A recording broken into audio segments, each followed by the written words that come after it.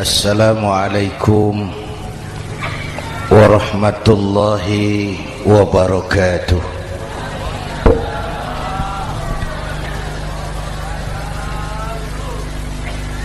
Alhamdulillahi wa kafa,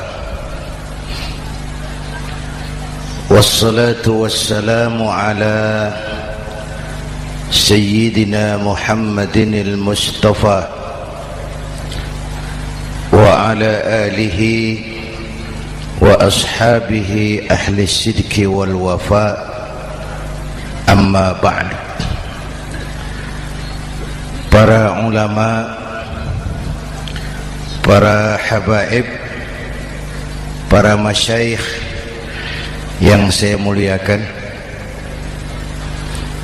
yang terhormat Bapak Kapolres dan Bapak Dandim,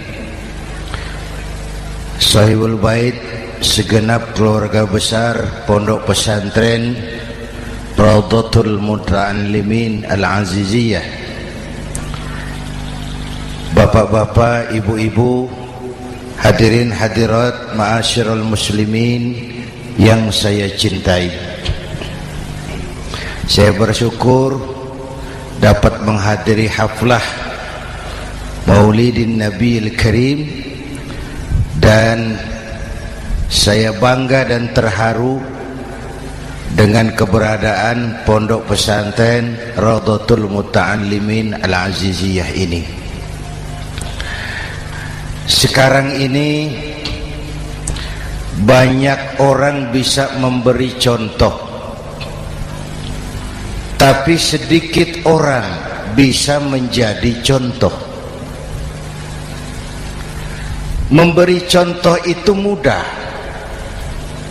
tapi menjadi contoh itu yang sulit. Oleh karena itu, pada kesempatan ini kita ingin mengambil contoh bagaimana Rasul melaksanakan perjuangan. Apa modal utamanya? Saya sampaikan 3 sajalah, mudah-mudahan selesai 10 menit. Yang pertama, modal utama perjuangan baginda Rasul adalah akhlakul karimah. Memperbaiki akhlak dengan akhlak. Oleh karena itu, Suramadu sudah selesai. Dari dan ke Madura jadi lebih mudah. Bahkan Madura akan jadi daerah industri. Tetapi yang kita ingin, Madura tetaplah Madura. Akhlak tidak boleh berubah. Zaman boleh berubah, akhlak tidak. Masa boleh berganti, tapi keyakinan tidak boleh mati. Nah, soalnya adalah kepada siapa kita harus berakhlak. Kita itu kan harus berakhlak kepada 2. Kita harus berakhlak pertama kepada Allah. Ini yang terpenting. 13 tahun Rasul berjuang di Mekah hanya memperbaiki akhlak kepada Allah, menanamkan tauhid, meluruskan akidah, membangun keyakinan. 13 tahun di Mekah itu, dengan perhitungan kalau fondasi kuat, bangunan aman. Kalau fondasi melenceng, bangunan bengkok. Kalau fondasi rapuh, bangunan runtuh. Bangunan bagaimana fondasinya, orang hidup bagaimana imannya. Kekuasaan dan jabatan baru ada manfaatnya kalau dipegang tangan orang beriman.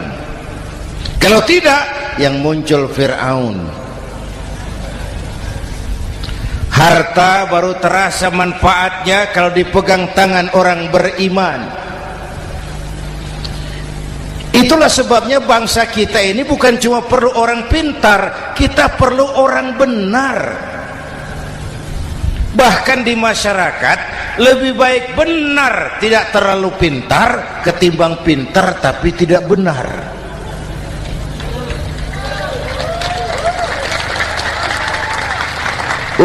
Kalau sudah pintar tidak benar, rusak rakyat itu Pak. Disuruh ngurus beras malah nimbun beras. Ya, disuruh ngurus laut jadi bajak laut. Disuruh ngurus hukum, bikin hukum seperti pisau, tajam ke bawah, tumpul ke atas. Kalau yang kecil salah, hukum cepat-cepat ditegakkan. Yang besar salah, diam pura-pura tidak mengerti. Itu yang melukai rasa keadilan.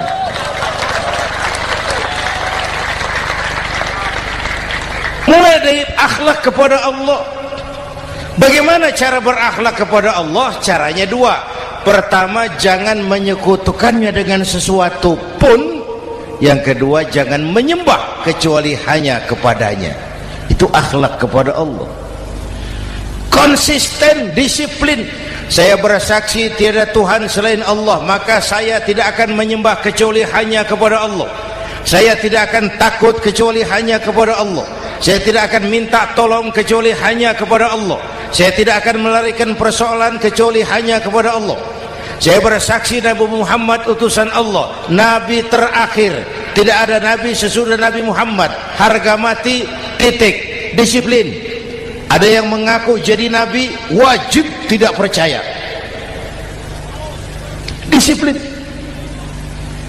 Sekarang ini kan bangsa kita disiplinnya lemah. Korupsi agak sulit diberantas karena pejabat kita takut atasan tapi nggak takut Tuhan.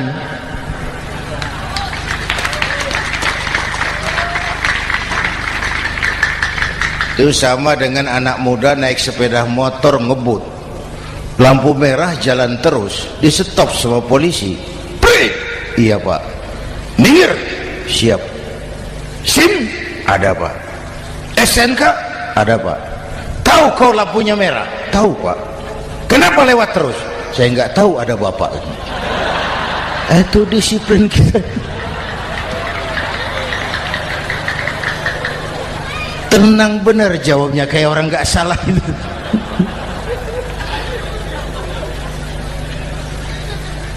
Iman. Apalagi belakangan ini saya sering bilang gini Pak, ini humor tapi agak tasawuf. Orang yang paling tenang hidupnya itu tukang parkir.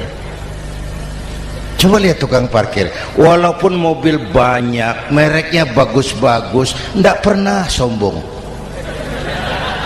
Tenang ini, tenang. Nanti mobil pergi satu demi satu, habis sama sekali, dia tidak sedih. Tenang. Mobil banyak tidak sombong, mobil habis tidak sedih. Apa rahasianya? Ternyata, nih tasawufnya di sini. Tukang parkir tidak merasa memiliki, tapi merasa dititipi. Wah, itu. Siapa saja yang merasa memiliki, bersiaplah kehilangan, dan itu menyakitkan. Tapi kalau merasa dititipi, jabatan, harta, anak, istri, semua titipan, hiduplah seperti tukang parkir. Pertama, titipan tidak boleh bikin kita sombong. Dititipi kok sombong, tidak pantas ya. Pak Zainuddin titip mobil ya, silakan. Yang punya mobil pergi, saya petatang peteteng.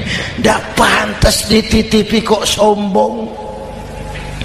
Ada orang dititipi jabatan oleh Allah sombong, dititipi sombong. Ada enggak pejabat sombong? Ada, namanya Fir'aun. Itu pejabat-pejabat sombong anak buah Fir'aun semua. Dititipi harta oleh Allah, jadi orang kaya sombong, sama tetangga tidak mau kenal orang lain, kecil semua, jalan tidak injak tanah. kuntilanak. Yang kedua penting, titipan harus dijaga baik-baik. Kalau tidak, yang nitip marah. Yang nitip marah. Pak, titip sepeda motor, silakan. Waktu diambil sepeda motor, kaca spion pecah, knalpot hilang, bemper hancur. Marah enggak yang nitip? Marah. Saya kan titip, kenapa enggak dijaga baik-baik? Dititipi harta oleh Allah jadi orang kaya supaya bangun pesantren, bela yatim, santuni yang lemah. Pelitnya 17 setan. Yang nitip marah. Dititipi jabatan oleh Allah isinya korupsi saja, yang nitip marah. Nah, saya mau kasih lihat sekarang. Allah titip Indonesia. Allah titip Indonesia. Hai rakyat, ini Indonesia, aku titip, kata Allah. Sebentar, ada meja mau naik. Silakan, Mas. Iklan. Ya, terima kasih. Jangan disangka kalau disediakan air teh pidatonya jadi lama. Dekorasi ini kok. Sampai mana tadi? Hai rakyat, ini Indonesia, aku titip, kata Allah. Ini negara besar dan kaya. Titipan ini ditebus dengan keringat, air mata, darah, dan nyawa. Ini bedanya. Malaysia memang merdeka, tapi diberi Inggris. Singapura merdeka, diberi Inggris. Indonesia merdeka, keringat, air mata, darah, dan nyawa. Ini negara aku titip, kata Allah. Ini negara besar dan kaya. Buminya subur. Di atas perut buminya segala tanaman hidup. Di bawah perut buminya ada gas, minyak, batu bara. Lautnya kaya, hutannya kaya. Kekayaan negeri ini harus digunakan bagi sebesar-besar kemakmuran rakyat. Itu amanat konstitusi. Disalahgunakan, dikorupsi, yang nitip marah. Yang nitip marah. Kalau dia marah, dia suruh makhluknya yang lain negur. Siapa? Merapi, Bromo, anak Krakatau. Itu Merapi demo, Pak. Kalau kita rakyat demo, anak buahnya Pak Danres turun. Tapi kalau Merapi demo, siapa yang mau ngatasi? Mbah Marijan. Selesai. Sekarang Mbah Marijan sudah kumpul sama Mbah Surip di alam barzah, dia sudah ketemu dia. Kata Mbah Surip, tenang Mbah Marijan, tak gendong, aman sudah. Aman sudah. Saya mau bilang Merapi itu makhluk, Krakatau itu makhluk, Bromo itu makhluk. Tidak mungkin makhluk bergerak dengan sendirinya, pastilah ada yang menggerakkan. Maka baik-baiklah sama yang bikin angin supaya bertiupnya sesuai keperluan. Baik-baik dengan yang bikin air supaya datangnya sesuai kebutuhan. Baik-baik sama yang bikin gunung supaya meletusnya pelan-pelan.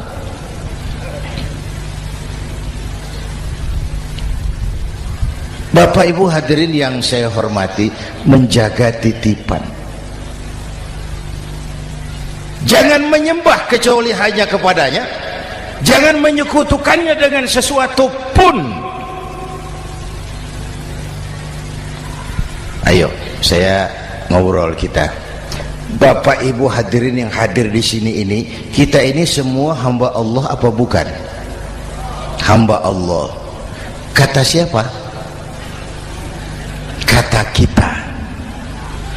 Kalau kata kita, namanya ngaku. Ngaku itu boleh dan murah.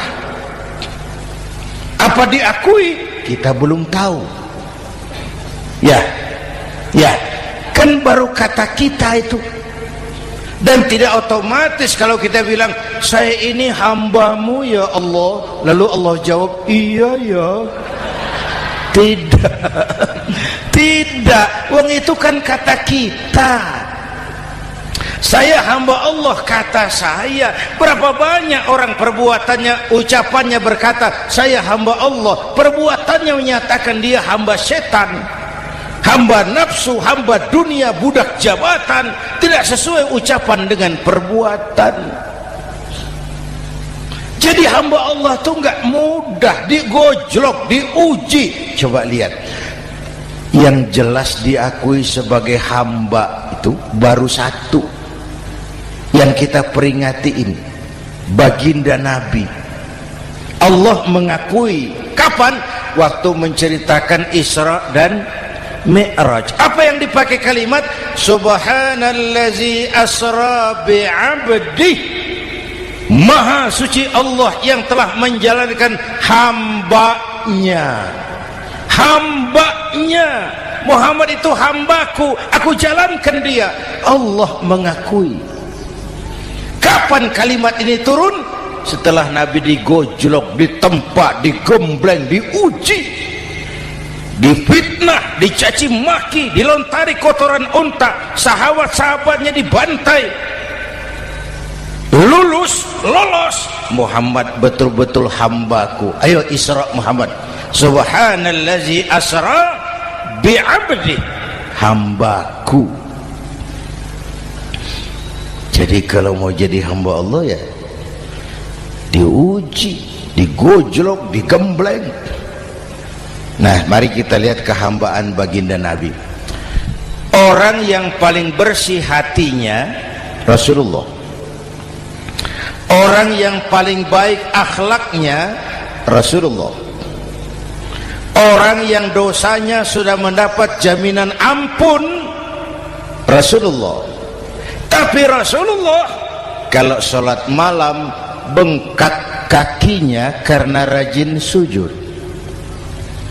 Hati bersih, akhlak terbaik, dosa sudah diampuni. Tapi kalau sholat malam kakinya bengkak karena rajin sujud.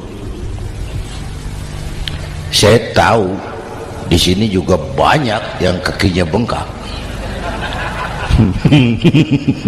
Cuma urusannya apa, itu urusan masing-masing. Pada tingkat seperti itu Rasulullah, saya perlu Allah, saya perlu Allah, saya perlu Allah. Yang 100 tahun kita bangun selesai oleh gempa 3 menit. Ya, yang 100 tahun kita bangun ternyata selesai oleh gempa 3 menit. Kita perlu Allah, kita perlu Allah. Makanya musibah itu kan kalau menimpa orang baik-baik namanya ujian. Kalau menimpa orang setengah baik itu paru-paru yang bikin malaikat bingung. Sholat rajin, maksiat tekun, baca Quran mau, fitnah orang hobi, ngaji nyolong jalan terus. Untung di sini nggak ada yang begitu. Di Jakarta banyak. Di sini insya Allah sama. Jakarta. Orang separuh-separuh seperti itu kalau dapat musibah itu namanya teguran, bukan ujian. Kenapa ditegur? Lalai. Nah, kalau orang jahat dapat musibah itu namanya persekot. Uang muka tanda jadi. Kontannya nanti di akhirat. Kalau diuji bukan saja harus sabar tapi harus lulus.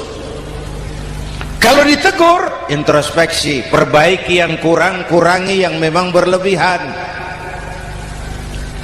Bertali-tali, bersambung-sambung musibah ini, dan musibah kalau datang tidak pernah memilih, tidak pernah memilih. Bapak Ibu hadirin yang saya muliakan, jadi mari yang pertama jaga akhlak kita kepada Allah. Jangan menyekutukannya dengan sesuatu pun, jangan menyembah kecuali hanya kepadanya. Sekarang kan musim entertain, orang pandai membangun pencitraan, orang pinter bikin bungkusan. Sekarang ini kiai sama dukun tipis bedanya. Bener Pak, pemburu hantu pakai sorban, pakai gamis, nanti kiai pakai helm.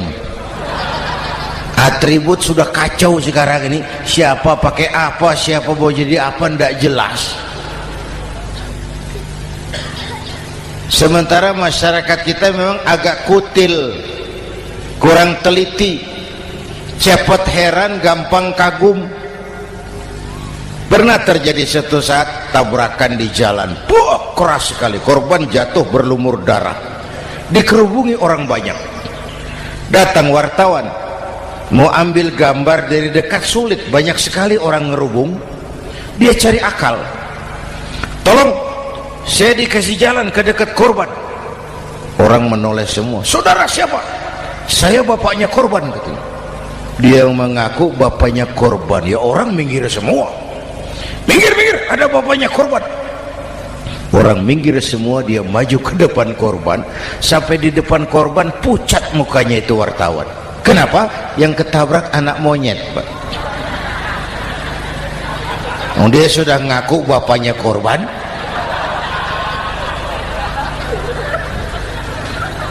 Ini cerita pendek tapi pesannya dalam. Kalau belum kenal benar jangan cepat-cepat ngakui. Ya, rakyat harus cerdas sekarang ini. Emas pasti kuning, benar itu? Apa semua yang kuning pasti emas? Udah cerdas lah itu, udah cerdas lah itu. Hati-hati, ini zaman pencitraan. Orang pandai bikin bungkusan. Oleh karena itu kita juga harus punya filter supaya tidak hanyut oleh kedangkalan-kedangkalan pencitraan itu. Satu itu akhlak kepada Allah. Yang kedua, kepada siapa kita berakhlak? Kepada sesama manusia. Kepada sesama manusia itu siapa? Pertama, sesama muslim. Malam ini saya hadir di sini, saya tidak merasa tamu. Saya hanya keluarga di tengah keluarganya. Bahwa saya lahir di Jakarta itu sih kebetulan, saya enggak pesan. Yang kita tidak pesan jangan diributkan. Kita enggak pesan. Warna kulit seperti ini kita enggak pesan. Dari suku apa lahir kita enggak pesan. Potongan seperti ini kita enggak pesan. Islam membebaskan manusia dari ras diskriminasi. Pada waktu yang bersamaan Islam mengangkat harkat, derajat, martabat kaum wanita. Ini kasihan dari tadi nggak diajak ngomong nih. Pada waktu yang bersamaan Islam mengangkat harkat, derajat, martabat kaum wanita. Ibu-ibu mestinya lebih terima kasih sama Rasulullah. Sebelum Rasulullah datang, nasib perempuan menyedihkan, dilecehkan, harganya murah. Sebelum Rasulullah datang, murah. Sebelum Rasulullah datang, murah. Coba lihat wanita sebelum Islam, sedih, dilahirkan hanya untuk melahirkan, alat pemuas nafsu. Kalaupun berperan, peranannya cuma segitiga, dapur sumur kasur, kasur sumur dapur, putar berputar di situ saja. Tidak usah di Arab, dunia, di Jawa. Raja-raja Jawa sebelum kenal Islam seenaknya ngumpuli perempuan kan, selirnya yang 30, 50.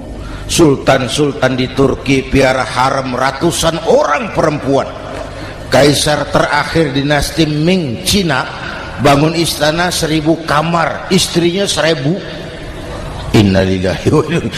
Itu saya coba pikir, raja kalau istrinya 1000, kapan pakai kolor itu raja?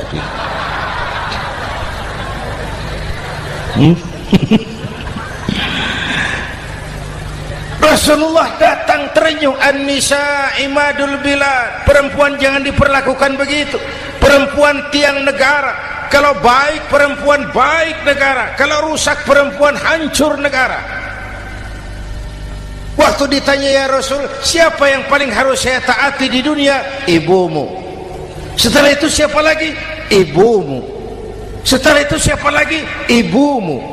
Setelah itu siapa lagi? Bapakmu. Menghargai perempuan, ibumu, ibumu, ibumu, bapakmu. Ibu 3 kali disebut, bapak 1 kali, ibu 3 kali, bapak 1 kali, ibu 3, bapak 1 bapak. Gimana sih ngitungnya jadi kerok begini? Salah ngitungnya, salah.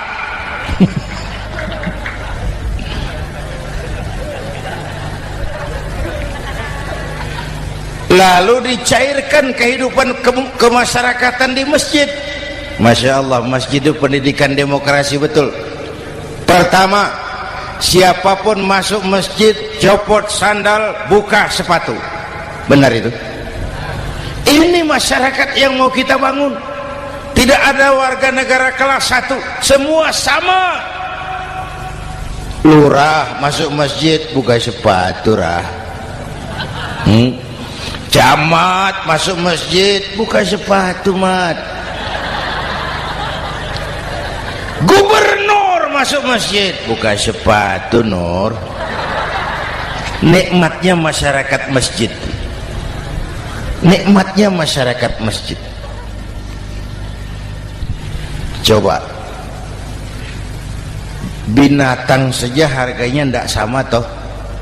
Sapi yang mahal, yang gemuk, betul? Karena harga sapi pada dagingnya. Makin gemuk sapi makin mahal harganya. Tapi ada burung perkutut lebih mahal dari sapi, padahal dagingnya sedikit, betul. Kenapa harganya lebih mahal dari sapi?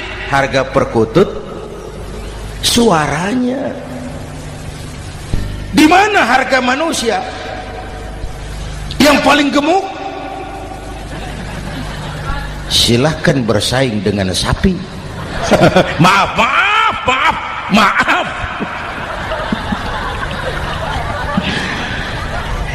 inna akramakum indallah atqakum. Masyarakat masjid sudah copot sandal, buka sepatu, sudah masuk ke dalam sholat berjamaah. Kalau sudah ke dalam sholat berjamaah, tidak pernah kita usil dari mana orang datang. Yang penting kemana dia menghadap. Itu masyarakat masjid. Dari mana kamu? Dari kidul, Pak, madhab ngulon. Kamu dari mana? Dari lor, Pak, madhab ngulon. Kamu dari mana? Dari kulon, madhab ngulon juga. Ini kan konsep bineka tunggal ika. Dari manapun orang datang, apapun warna kulitnya, dari suku apapun ia dilahirkan, kalau akidahnya sama, itu saudara kita. Lalu sholat berjamaah. Apa itu? Hidup bermasyarakat, berbangsa dan bernegara. Harus ada imam, harus ada makmum.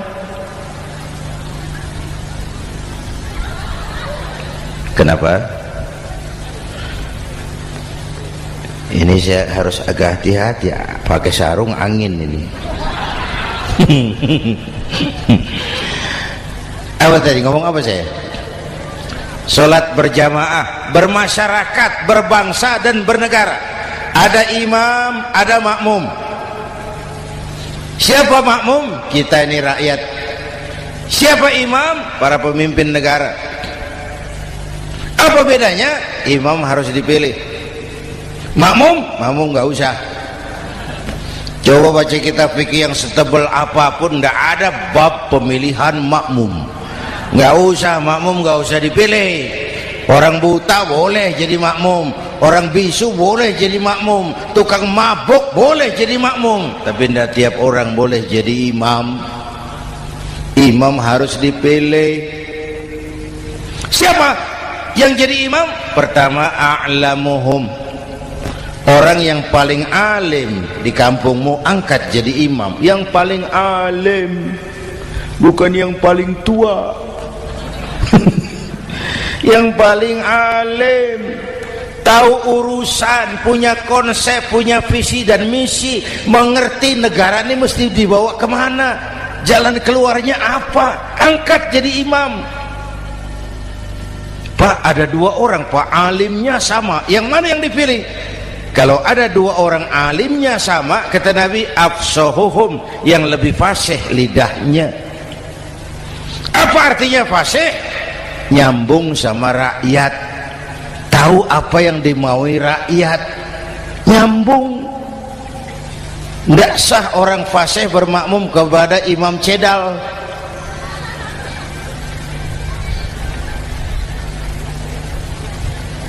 Kenapa Bu? Nyambung. Capek kalau punya imam gak nyambung sama makmum. Makanya kalau sudah jadi imam, pesan Nabi apa? Idza amma ahadukumun nasa falyukhaffif. Kalau kamu jadi imam, ringankan sholat kamu, jangan terlalu panjang. Itu makmum tidak sama kekuatannya. Ada yang tua renta, diri saja sudah gemetar. Ada makmum yang punya darah tinggi, kalau sujud lama kepalanya sakit. Ada makmum yang sudah janji habis sholat mau terima uang. Jangan kalau sudah jadi imam di kota, sholat isya berjamaah, rakaat pertama selesai Fatihah, Yasin, bubar makmum itu. Jadi imam jangan terlalu lama, kayak Husni Mubarak tuh kelamaan jadi imam 30 tahun, rakyat capek.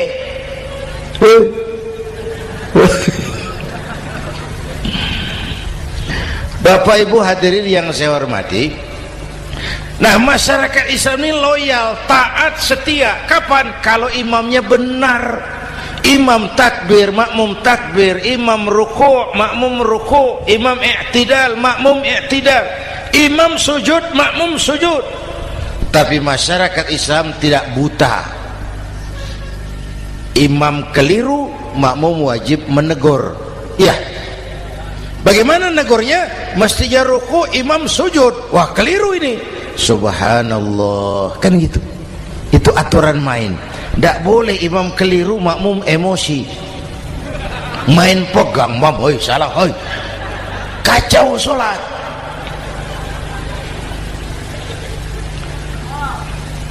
Imam buang angin, apa makmum lalu berkata, demi kesetiaan saya kepada imam, imam buang angin, saya lebih keras lagi. Goblok.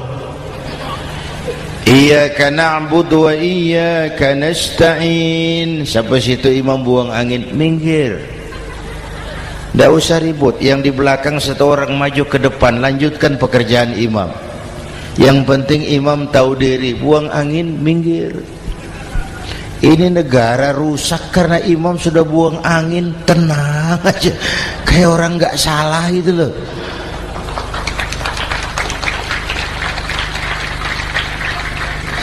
Selesai sholat dikasih tahu, imam tadi buang angin ya sedikit. Apa kalau nggak sedikit lalu nggak rusak sholat itu? Nah, dalam berjaga akhlak kepada sesama, ayo kita jaga kesatuan, persatuan, kerukunan, kekompakan. Ini pesantren Raudhatul Muta'allimin Al-Aziziyah, ini aset kita.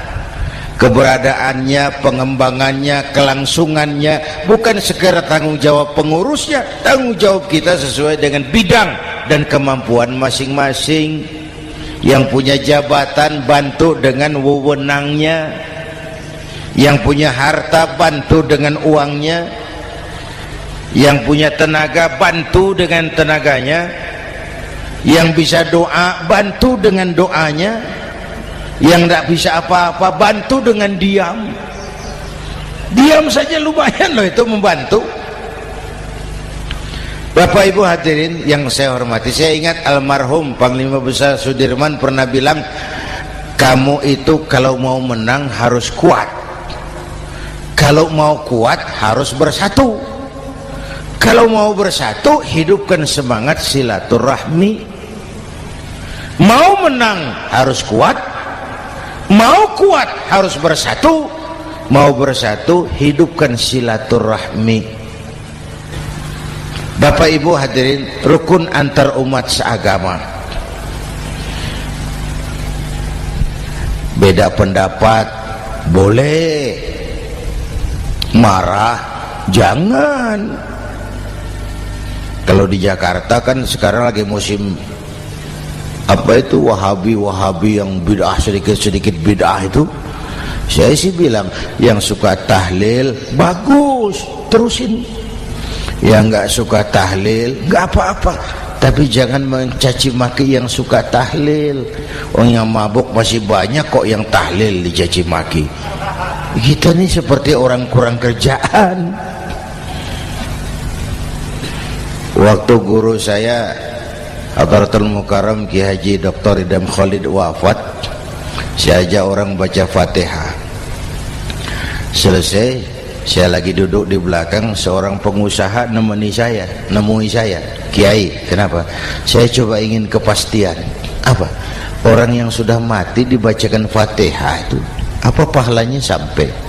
Saya bilang gini, Mas, kamu kalau nggak percaya mati aja dulu. Saya bacain Fatihah, tunggu di sono. Kalau nggak nyampe balik lagi nggak apa-apa.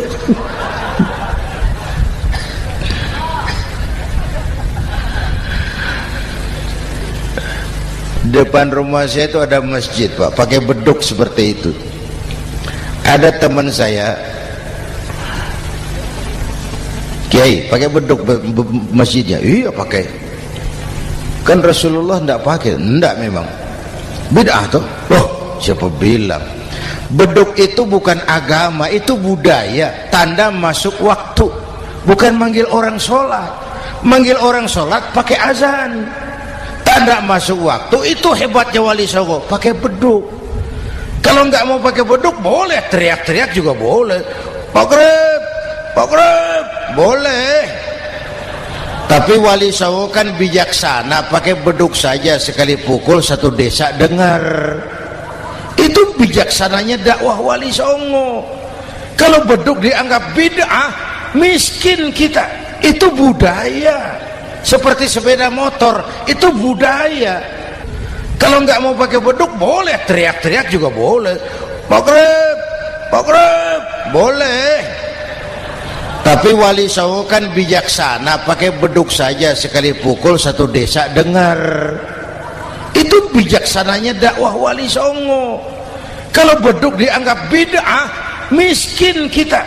Itu budaya. Seperti sepeda motor, itu budaya. Kalau beduk dia nggak bid'ah, sepeda motor bid'ah tuh. Rasulullah nggak pakai, jual, beliin unta.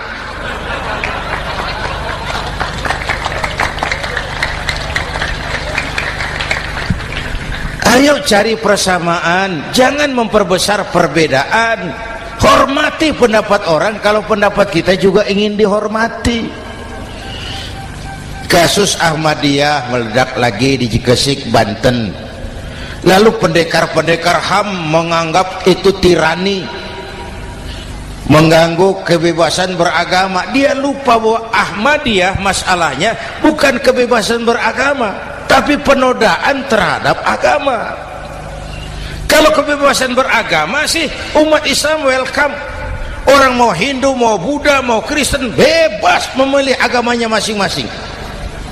Tapi ini kan Ahmadiyah lain, ngakunya Islam tapi ada nabi lagi sesudah Nabi Muhammad, namanya Mirza Ghulam Ahmad, asal dari India. Saudara hadirin yang saya hormati, ini yang prinsip penodaan terhadap agama. Kalau nggak ngaku Islam nggak masalah. Supaya mau aman caranya cuma dua, Ahmadiyah jadi agama sendiri, karena Malaysia sudah melarang, Brunei sudah, Rabithah Alam Islami menyatakan aliran sesat, Saudi Arabia melarang pengikut Ahmadiyah pergi bikin haji, dia dianggap non muslim.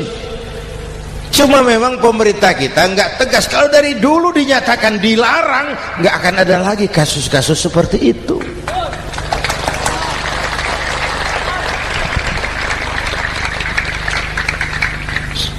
Nah, selain itu kita umat juga harus disiplin. Coba sudah berapa banyak nabi bermunculan di Indonesia. Dan Indonesia ini saya heran, Indonesia ini pasar bagus, Pak. Kalau ada nabi, ada aja pengikutnya, saya heran tuh. Indonesia ini pasar bagus. Ada Ahmad Musaddiq Al-Qiyadah, jadi nabi. Konsultan bulu tangkis jadi nabi. Dapat wahyunya di Bogor. Ditangkap polisi 4 tahun. Muncul lagi di Bandung, namanya Sayuti, tukang cukur, ngaku dapat wahyu jadi nabi, ditangkap polisi lagi 2 tahun. Di Malang Ustadz Roy, ya sebenarnya petinju, dia masuk Islam, mu'alaf, belajar Islam tidak pakai guru, diutak-atik ayat Quran. Sholat kita harus mengerti artinya, maka sholat boleh pakai bahasa masing-masing. Ramai masjid.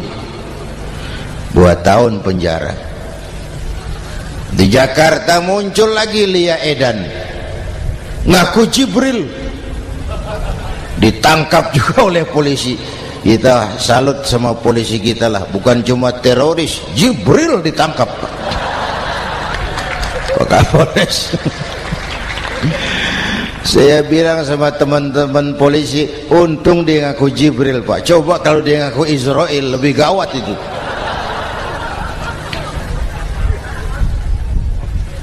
Yang parah, antara Cirebon Losari, dia perbatasan Jawa Tengah Jawa Barat, pernah muncul agama baru namanya agama Jasun, agama Jawa Sunda, agama Jasun Jawa Sunda. Yang jadi nabi Tugimin. La haula wala quwata. Saya bilang ini jangan jadi nabi, jadi kiai juga nggak angker ini. Al Mukarram Bapak Kiai Tugimin, nggak enak.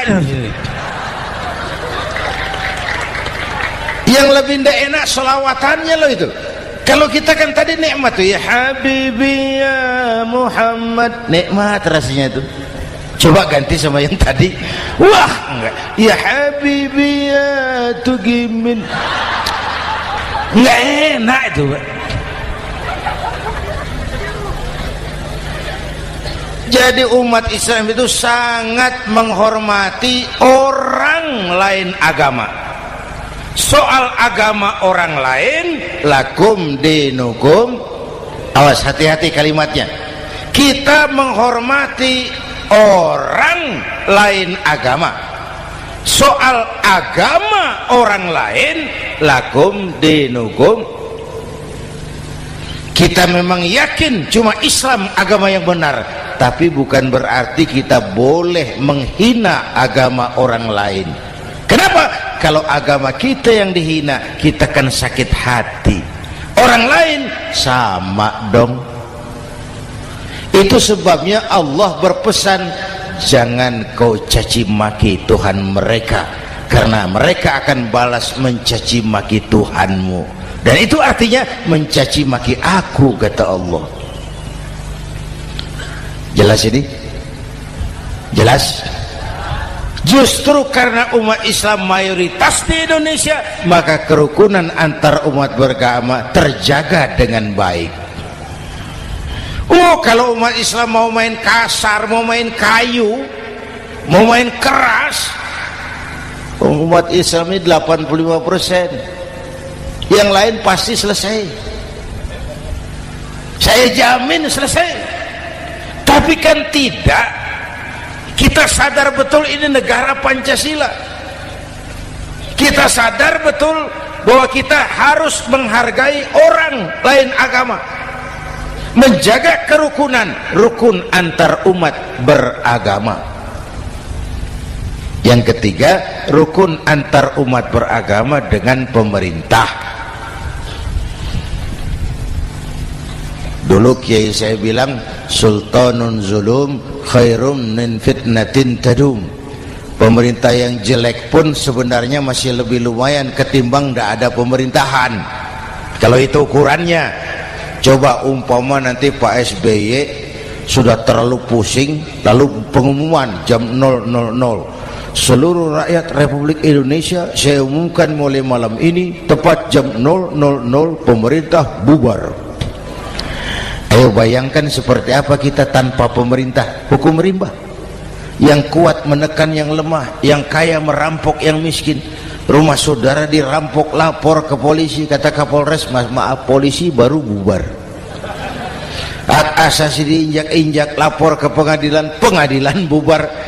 Masih ada pemerintah saja yang kuat suka menekan yang lemah, apalagi kalau tidak ada pemerintah. Karena itu ulama dan umara dua pilar utama. Kalau kuat keduanya, kuatlah masyarakat. Kalau rapuh keduanya, maka rapuhlah juga masyarakat. Bapak Ibu hadirin yang saya hormati, ini yang kedua, kita harus berakhlak kepada sesama. Yang ketiga, kepada siapa kita harus berakhlak? Kenapa? Iya, saya cuma lihat jam. Yang ketiga, kepada siapa kita harus berakhlak? Kita ini harus berakhlak kepada makhluk Allah yang lain di luar manusia. Kepada air kita harus berakhlak loh Pak. Saya dulu remaja ngaji fikih, kiai ngajar makruh buang air kecil di tanah yang berlubang. Saya protes, kenapa makruh kiai? Pertama, untuk kesehatan. Siapa tahu di lubang yang kau kencingi ada gas beracun. Kalau tidak kiai, kalau tidak maka artinya kau harus melindungi binatang yang ada di dalam lubang. Siapa tahu di lubang yang kamu kencingi ada semut sedang rapat membahas masalah Mesir. Apa dosanya lalu mati dikencingi? Ini namanya rahmatan li semut. Bapak Ibu hadirin yang saya hormati, ada hadis sederhana, fa iza zabahtum fa ahsinuz zibhata. Kalau kamu menyembelih hewan, sembelihlah dengan cara yang terbaik. Jangan nyembelih ayam pakai pisau tumpul, itu namanya tidak berperi kebinatangan. Kepada ayam kita berakhlak, kepada pohon kita berakhlak, kepada air kita berakhlak. Kenapa sekarang alam tidak seramah dulu? Karena kita juga tidak ramah kepada alam. Kenapa sering terjadi banjir? Karena tempat air kita kurangi. Dia bingung mau kemana. Air nggak punya tempat, akhirnya masuk ke rumah kita juga, masuk dalam zoharul fasadu bil barri wal bahri bima kasabat aydin nas. Karena kita tidak berakhlak kepada lingkungan. Bapak Ibu hadirin yang saya hormati, jadi itu yang pertama, modal utama perjuangannya akhlakul karimah. Mau sukses, utamakan akhlak. Industrialisasi boleh terjadi di Madura, jalan berhotmik licin, oke, listrik masuk desa, alhamdulillah, tapi akhlak jangan berubah, akidah jangan goyah.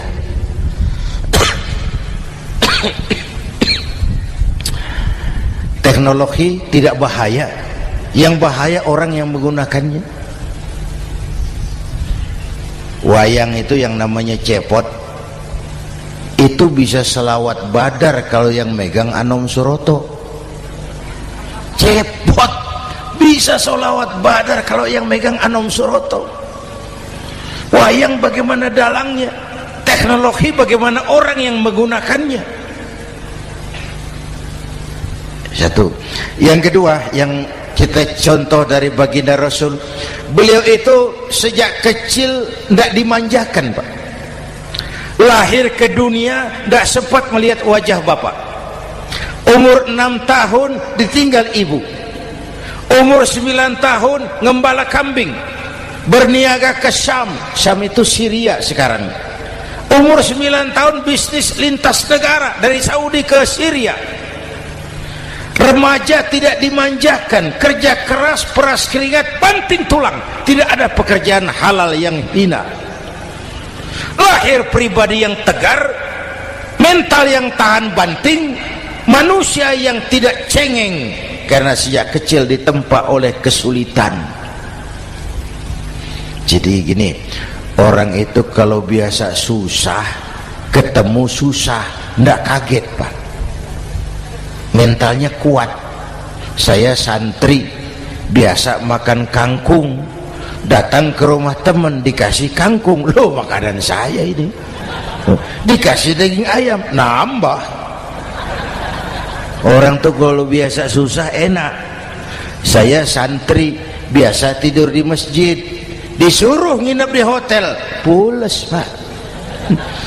Tapi yang biasa tidur di hotel suruh nginep di masjid, encok. Hidup ini perjuangan. Mau sukses harus berani susah. Jangan seperti dulu nih cerita santri. Ada santri beternak lebah, ambil madunya itu. Satu hari dia mau periksa sarang lebah, naik ke pohon pakai tangga, pakai sarung biasanya santri. Dia lupa tidak pakai celana dalam.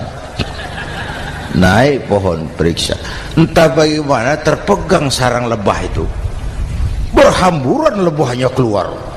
Salah satu masuk ke sarungnya, tergigitlah Al-Mukarramnya itu. Dia menjerit, aduh, jatuh berguling ke bawah. Sudah lama jatuh, dia buka sarungnya, dia lihat bengkak. Karena bengkak kan jadi besar, senang juga dia. Dia berdoa, ya Allah, hilangkan sakitnya, biarlah bengkaknya. Ini kan, ini doa orang nggak konsekuen. Bengkak dan sakit itu paket. Mau bengkak ya harus berani sakit. Masa sakitnya bengkaknya mau, sakitnya nggak mau. Itu satu itu. Yang kedua, kita ini sering kalau punya cita-cita sering seperti rapat tikus. Satu hari sekelompok tikus rapat paripurna tikus untuk mengantisipasi bahaya kucing. Bagaimana supaya kucing itu jangan lagi mengganggu kita? Akhirnya ada yang mengusulkan begini, bagaimana kalau di leher kucing kita gantungkan lonceng, supaya kalau dia datang dari jauh suaranya sudah kedengaran dan kita bisa lari menyelamatkan diri. Wah, cerdas dia. Setuju, setuju semua. Setuju, bagus. Nah, oke. Waktu pembicaraan dilanjutkan, tikus mana yang mau menggantungkan lonceng ke leher kucing? Rapat bubar. Setuju, akur. Iya. Waktu kerja selesai. Bapak Ibu hadirin yang saya hormati, terutama anak-anak saya, para santri, remaja, pemuda. Hidup ini persaingan. Bapakmu tamat SD, nak, kau sarjana. Bapakmu cuma jadi RT, nak, kau camat. Bapakmu tukang tambal ban, kau harus punya pabrik ban. Anak saya pertama dulu, saya titip mondok di Tebuireng. Tahun pertama pulang saya kontrol, sini kau, apa hasilmu setahun di pesantren? dia sodorkan saya sebuah piagam penghargaan juara lomba pidato di pondoknya. Saya heran, ini anak di rumah jarang ngomong, kok bisa jadi juara pidato? Saya tanya, kamu bisa pidato, apa yang dipidatoin? Dia bilang, kan kaset ayah dihafalin gitu. Ya saya ketawa juga, waktu itu dia masih anak-anak. Baiklah, tapi apa cita-citamu? Saya kepengen seperti ayah. Wah, kau ini salah. Kalau aku ayahmu di matamu, menurutmu hebat, mestinya kau 10, 100, 1000 kali lebih hebat dari orang-orang yang kau anggap hebat. Karena tantanganmu akan lebih berat dari tantangan yang aku hadapi sekarang. Kalau kau sama dengan aku, kau ditinggalkan zaman karena kau tidak mampu menjawab tantangan zamanmu. Bapak Ibu hadirin yang saya hormati, persaingan tajam, tantangan makin berat. Oleh karena itu diperlukan semangat yang dicontohkan Nabi. Kerja keras, peras keringat, banting tulang. Tidak ada pekerjaan halal yang hina. Sejak kecil ditempa oleh kesulitan. Asal jangan seperti saya tadi ngobrol sama teman-teman, sekarang ini di negara kita banyak politisi miskin negarawan. Pejabat-pejabat kadang-kadang kalau ngelihat rakyat tuh komentarnya nggak berpihak kepada rakyat. Saya ingat waktu Mentawai dihantam gempa, Nias hancur, infrastruktur hancur, rumah rakyat luluh lantak. Ketua DPR Pak Marzuki Ali bilang, bagaimana itu rakyat? Ya itu resikonya punya rumah di pinggir laut. Waduh, ini bukan komentar pemimpin, rakyat lagi susah kok dibilang kayak gitu. Saya prihatin dengan ucapan kayak gitu. Waktu cabai 100.000, di sini berapa sekarang? Sama ya. Waktu cabai mahal, ada pejabat bilang, rakyat suruh nanam cabai aja di halaman rumahnya. Ini kan gak solutif dan gak cerdas. Cabai naik, rakyat suruh nanam cabai. Nanti beras naik, rakyat suruh nanam padi. Yang saya khawatir kalau telur mahal, apa rakyat suruh betelur gitu? Ini kan gak cerdas dan gak solutif.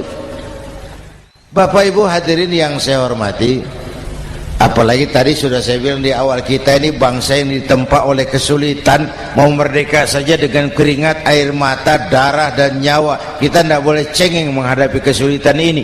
Tegar, tahan uji, tahan banting, dan seterusnya. Itu hal yang kedua. Yang ketiga, terakhir, Rasulullah itu sosok yang ibadahnya luar biasa. Tadi sudah saya jelaskan sebagian. Ibadahnya luar biasa. Ayo kita bantu keamanan negeri kita ini. Dengan apa? Istighfar. Wa ma kana Allahu mu'adzibahum wa hum yastaghfirun. Allah tidak akan turunkan bencana selagi di tengah mereka masih banyak orang-orang yang istighfar. Rasulullah yang dosanya sudah diampuni sehari 100 kali istighfar. Ayo kita ngobrol ini. Pak, saya ini Zainuddin ini, kalau mengharap masuk surga dengan amal yang saya kerjakan sendiri, rasa-rasanya tipis harapan.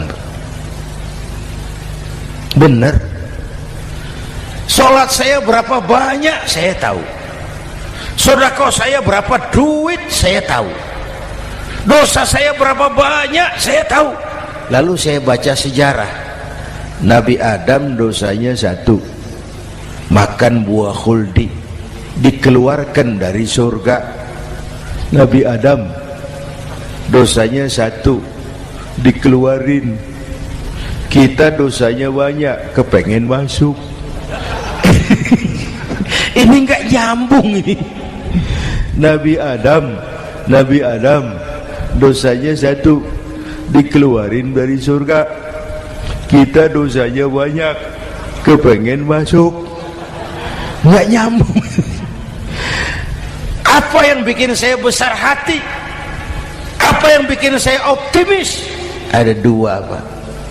Pertama yang disebut rahmat Allah, yang kedua disebut syafaat Rasulullah. Dua itu, Pak. Oh, kalau kita ini insya Allah nanti sampai ke surga, amin, amin.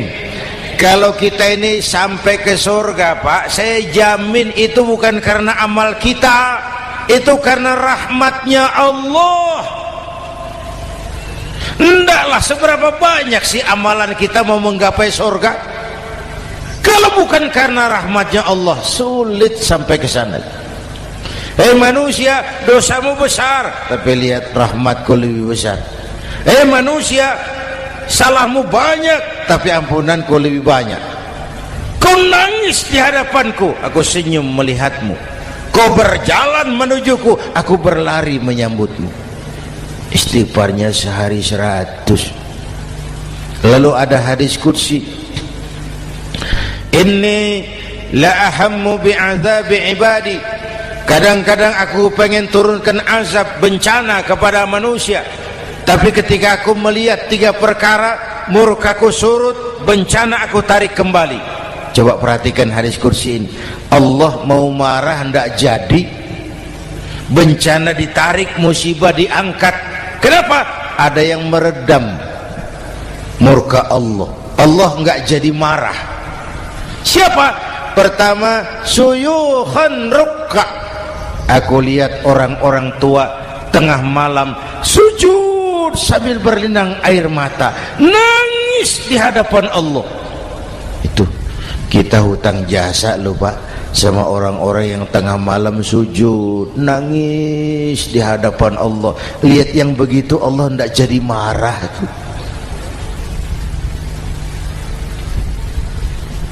Saya tahu bapak-bapak ini, ibu-ibu kan suaminya sering bangun tengah malam ya, Bu. Kencing. Bikin bingung malaikat. Sudah mau ditulis tahajud, kencing doang. Kata malaikat, sialan, hampir salah tulis.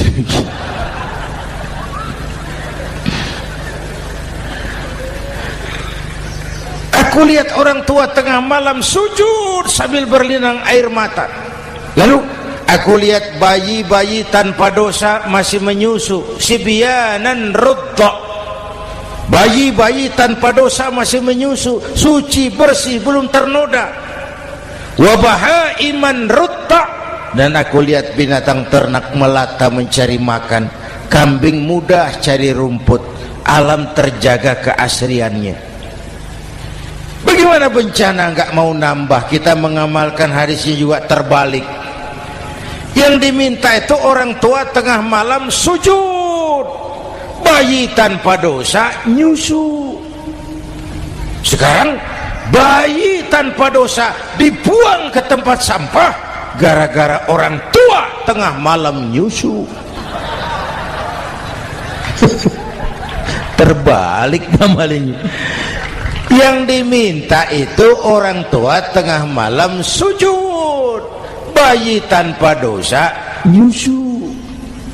Ini bayi tanpa dosa dibuang ke tempat sampah gara-gara orang tua tengah malam.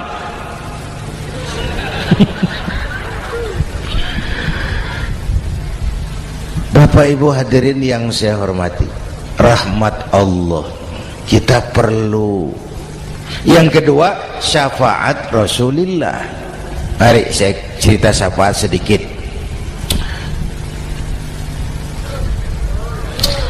Ini sudah jam 00:05 ya. Ini kalau hitungan Indonesia ini sudah ganti hari, Pak. Jadi inilah ceramah terpanjang di dunia.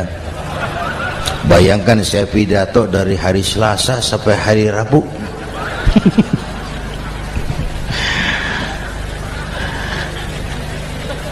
Syafaat agak saya singkat ceritanya. Nanti itu, Pak, setelah alam ini hancur sehancur-hancurnya, bumi gempa, gunung meletus, air laut tumpah ke darat, halilintar menyambar, planet-planet bertabrakan, semua yang hidup mati bareng tanpa persiapan, termasuk malaikat. Malaikat mati, yang tinggal cuma Allah sendirian. Yang lain hancur semua, tinggal Allah sendirian. Allah patroli,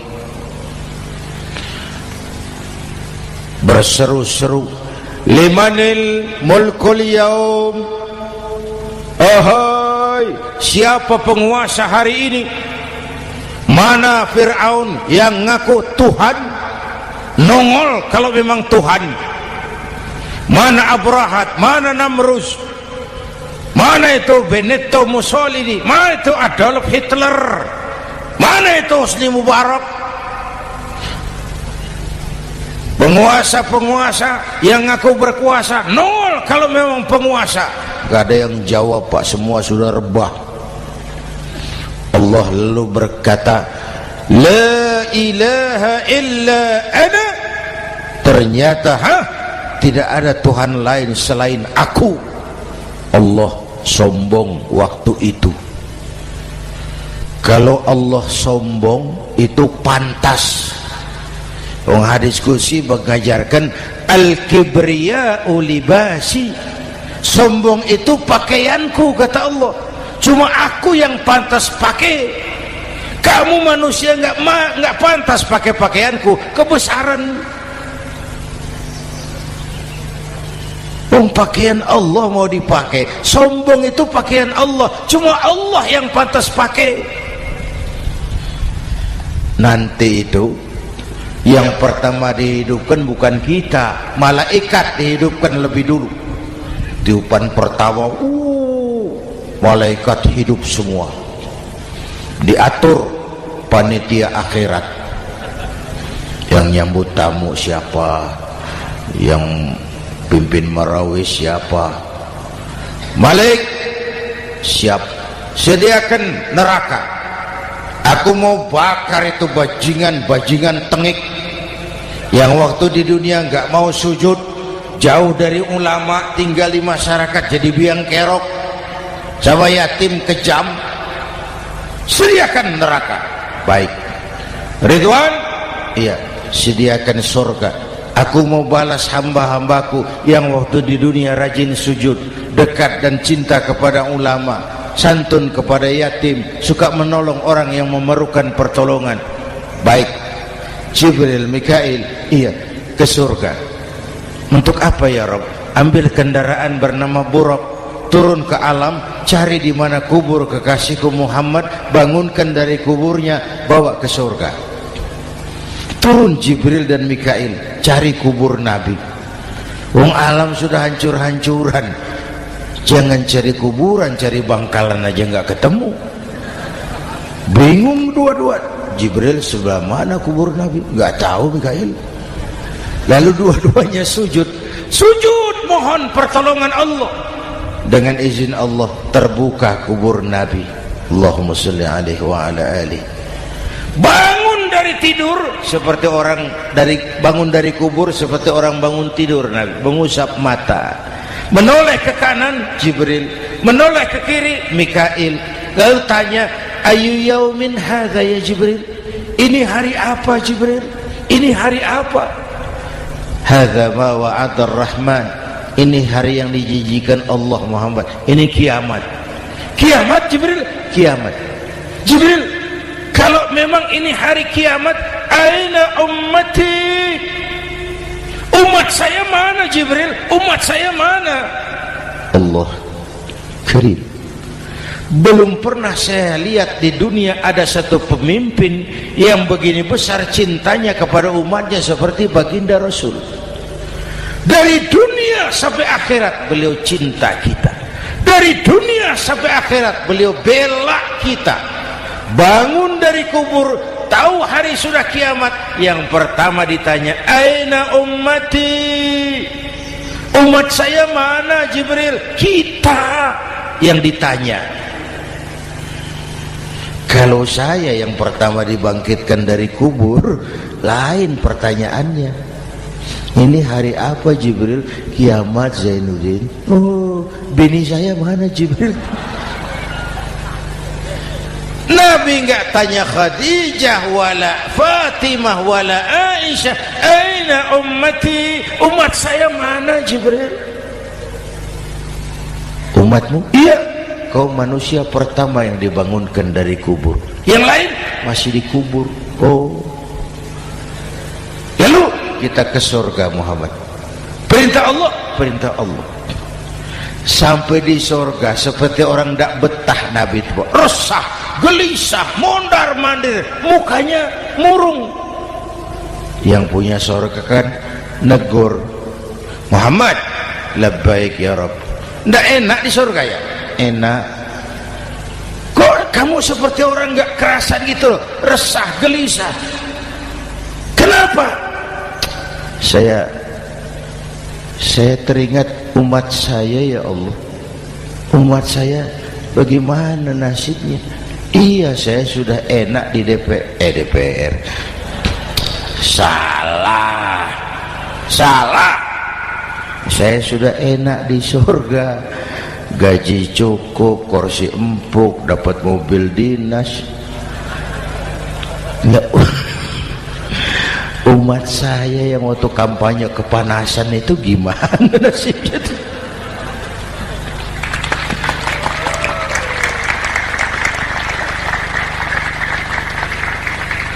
Makanya dulu di Senayan, di depan kantor DPR tuh banyak tukang kaca jualan di situ. Saya bilang itu tukang kaca pintar dagangnya di situ. Pas, maksudnya supaya yang mau berkantor di situ ngaca dulu. Ya, wakil lurah pasti tidak lebih tinggi dari lurahnya. Wakil camat tidak lebih tinggi dari camatnya. Ini kenapa wakil rakyat kok selalu lebih tinggi dari rakyatnya?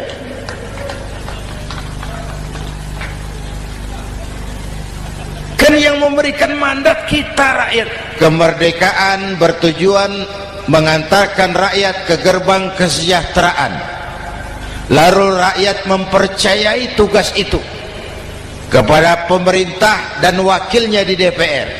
Saya percayakan kamu mengantarkan rakyat ke gerbang kesejahteraan. Itu amanat Undang-Undang Dasar.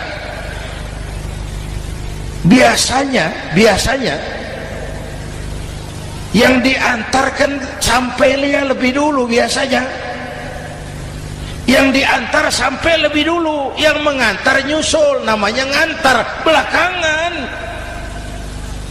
Ini lebih cepat wakil rakyatnya makmur daripada rakyatnya. Yang mau ngantar makmurnya lebih dulu dari yang mau diantar. Yang diantar kelelerahan di jalanan, yang mengantar udah sampai. Jadi bagaimana Muhammad? Saya minta izin mau keluar, tengok saya punya umat. Oke, saya potong ceritanya. Saat manusia dibangkitkan dari kuburnya masing-masing, Masya Allah, Masya Allah, saya nggak sanggup bayangkan jumlah manusia yang hidup di muka bumi sekarang kan 6 miliar. Cina berdua, India 2,5 miliar. Cina 1,5 miliar, India 1 miliar rakyatnya. Berdua sudah 2,5 miliar. Itu kalau kencing bareng banjir besar. Bayangkan manusia dari awal sampai akhir berapa puluh miliar kumpul di padang mahsyar. Subhanallah. Sibuk, panik, bingung mau disidang di hadapan Allah. Sebagian kumpul di pojokan berunding, kita mau disidangi. Terus ayolah kita cari bantuan. Kemana? Adnan Buyung. Begini. Kita ini kan anak cucu Nabi Adam. Pantas dong kita minta tolong sama beliau. Yuk, setuju. Berangkat cari Nabi Adam. Ya Adam, anta abal bashar. Adam, tuan datuknya manusia. Kami cucu kamu, anak turunan kamu mau disidang. Tolong kami Adam, tolong. Kata Nabi Adam, Quraisy mas, rombongan Jawa aku naik mumet lagi sama Nabi Nuh saja. Nuh bilang tidak bisa, saya juga punya masalah, pernah minta obat ditenggelamkan. Ibrahim barangkali, semua Nabi hand up, angkat tangan. Dikala itu yauma la yanfa'u malun wala banun, di mana harta tidak ada lagi artinya, anak-anak tak jadi beban, tiap orang sibuk dengan urusannya sendiri-sendiri. Saat itu ada satu pemimpin, Allahumma salli alaihi wa ala alihi, diizinkan Allah. Dikala semua nabi yang lain angkat tangan hand up, beliau malah ummati ana laha, ta'ali ummati, ta'ali ummati, umatku sini, umatku sini. Beliau memanggil-manggil umatnya. Yang bagaimana yang dipanggil? Ada hadis, inna ummati ya'tuna yaumal qiyamah ghurran muhajjalin min atharil wudu. Umatku besok di akhirat datang menghadap Allah dengan muka bersinar-sinar karena sering wudu. Sering wudu kan sering sujud. Masa cuma wudu tapi enggak sujud? Itu nanti enggak usah mengaku Rasul yang panggil, sini umatku. Tapi kalau muka enggak pernah wudu, enggak pernah sujud, merangkak di depan Nabi, saya umatmu ya Rasul. Kata Nabi, umat saya enggak ada yang kumbal gini.